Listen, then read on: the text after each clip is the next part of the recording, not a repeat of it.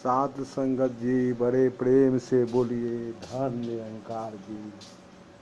साध संगत जी बहुत दिनों के बाद आप लोग से मुताहिद हुए हैं, आशा प्रमाण करेंगे।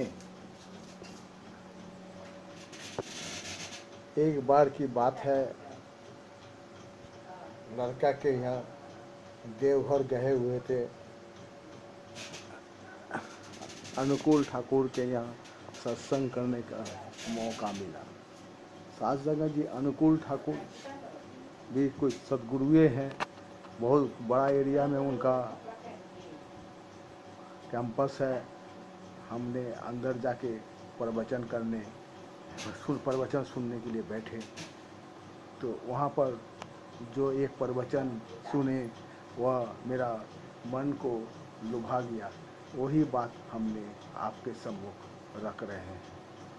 एक महात्मा ने बोला कि जब सत्संग शुरू हुआ तो सब लोग साथ संगत जी गुरु गद्दी पर तो बैठे विराजमान महात्मा थे ही, एवं सुनने वाले 150 महात्मा रहे होंगे, 100 गो रहे होंगे।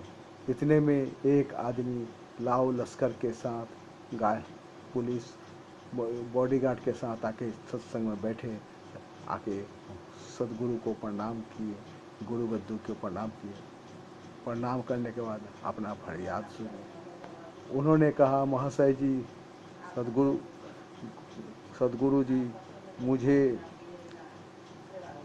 अभी हम अपने एरिया के राजा हैं और 5 साल बाद मुझे इस जगह से, इस राजपद से हट जाना है और उस पार जंगल में जाके बसवास करना है। यही इस जगह का नियम है, इस राजपद का नियम है। इसीलिए बड़ी चिंता है।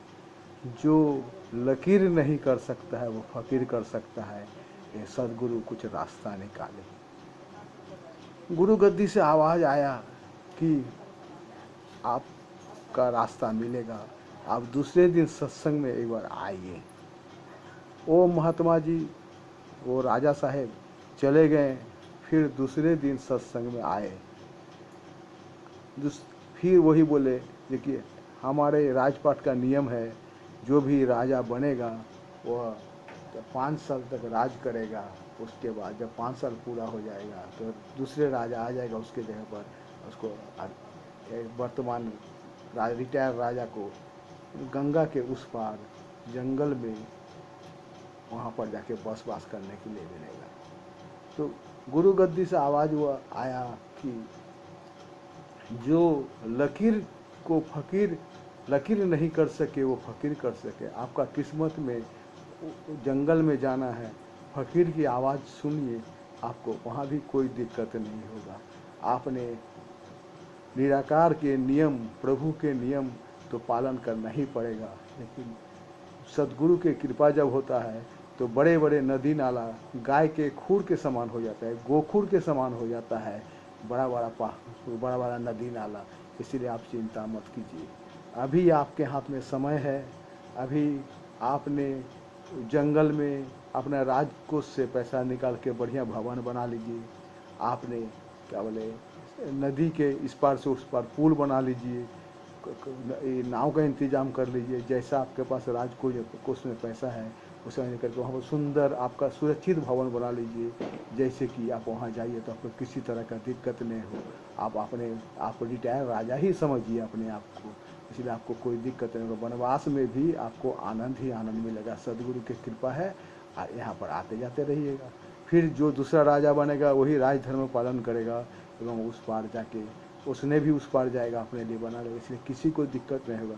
सदगुरु के जहाँ पर कृपा है वहाँ पर लकीर को भी फकीर ने मिटा देता है एवं भले उसको जंगल में भी मंगल ही नज़र आता है। इस तरह सा महात्मा जी ऐसा प्रवचन सुनने के बाद मेरे मन में बहुत अच्छा लगा, इसलिए यह प्रवचन हमने सत्संग से पेश करने जा रहा हूँ। प्रेम से बोलिए धन निरंकार जी।